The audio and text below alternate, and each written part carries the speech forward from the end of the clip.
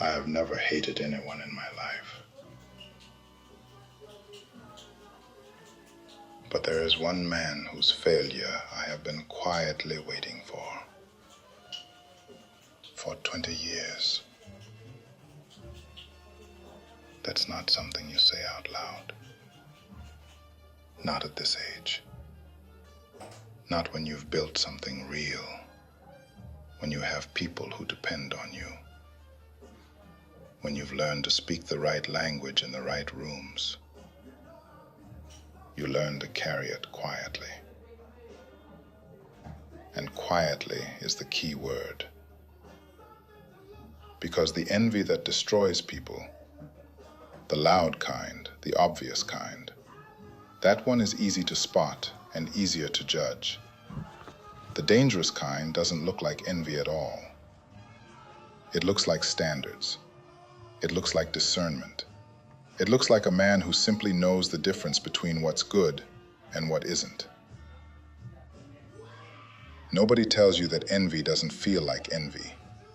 It feels like justice, like the math was wrong somewhere and nobody bothered to check. Most men I know at this age carry something like it. You can hear it in the half-second pause before they congratulate someone. In the way certain names are said, not with warmth, not with hostility, just with a specific kind of careful neutrality that means everything. I met him when we were both 30. We were friends, the kind you make when you still believe that's how it works, that the right person beside you changes everything. We built something together. It didn't last. These things rarely do when two people want the same thing, but not in the same way. He left. No betrayal, no dramatic ending. He simply left and built something of his own. And it worked.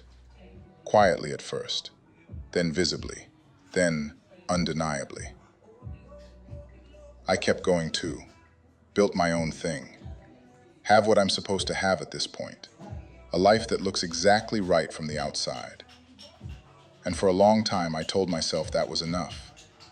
That I had made my own choices, and they were good choices, and that was the whole story. But every time his name appeared somewhere, a magazine, a conversation at dinner, a notification I didn't ask for, something moved in me. Not admiration, a question. One question with no decent answer. Why him and not me? And here is the part I have never said to anyone.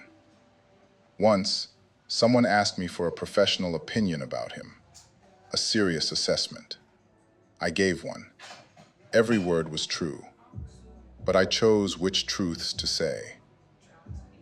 And I knew, while I was speaking, that I was choosing. There were brothers once who couldn't keep watching either. Their father looked at the youngest one differently, paid attention to him in a way that never felt entirely fair. And this brother had dreams and told them. In his dreams, they all bowed down to him. They couldn't keep watching that. So one afternoon, when they saw him coming from a distance, they made a decision.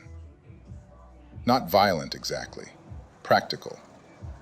They simply removed him from the equation. And then they went home and ate and slept. And that's the thing. It didn't consume them. It didn't hollow them out. It just stayed, found a corner to live in, and every so often made a small decision on their behalf. A word chosen carefully, a truth selected, a silence held at exactly the right moment. And life kept going, and everything kept looking right. I saw him a few months ago, an event. We talked for 10 minutes with the ease of two men who no longer owe each other anything. He asked how I was doing. I said, well. And while I said it, I thought, 20 years. 20 years carrying this, and he doesn't know it exists.